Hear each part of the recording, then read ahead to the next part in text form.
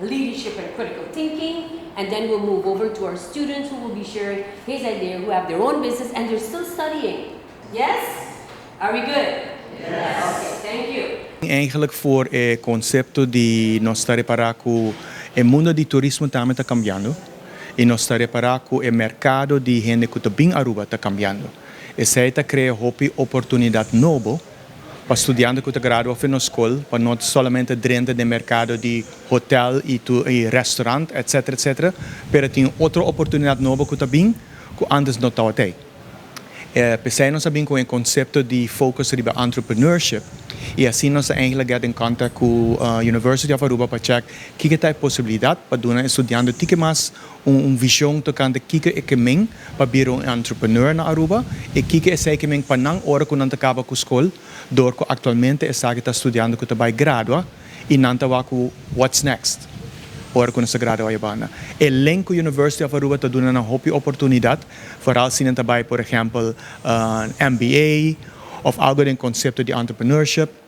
Que University of Aruba está dando uma oportunidade para esse, para fazer o next step, para focar sobre na fusão que tu vai vir portar na mesma business owner in the near future.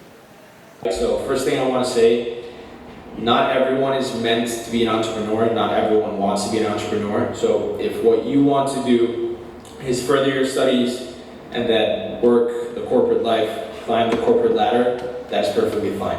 Experience pabuhay mas knowledge di si Boker habri bo mesmo business di parte business owners ko ta actualmente atendiendo Universidade de Aruba e na perspectiva kiko bo mesesa ongeveer pa po startup bo mesmo business si aceita lo que bo que siga assim no futuro. May objective pa mi futuro mi saka ba kiko mi quer pero ita hopi bong knowledge pa persona nang of mucha nang kusi quer habri na mesmo business. Mita simplesmente honrar com estudante de EPI Unit Hospitality a visitar a Universidade de para seminário que está basado em liderazgo, inovação e entrepreneurship. Sabe que é algo que nós chega assim no passado, pero nós decidimos reviver.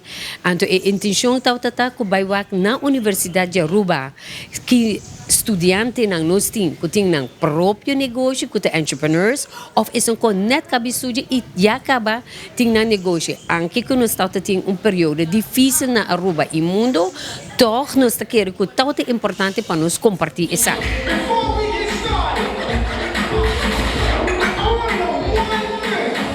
Me que agradecer em especial tour estudante nang e aluno que a compartilhar o conhecimento para nós querer que o hopi biar nós papi de líder nang de futuro permita querer que nós estudante nang a demonstrar que ora começar com algo e botar querer dentro e botar paixão bom não tem que guardar te ora cabe estudo pero com estudo se te ajuda nang para zorg para nang ta una nang ta awa então danke especial para tudo nang e também na EPI que a permitir nos ta hospedar para nang e 3 dias aqui.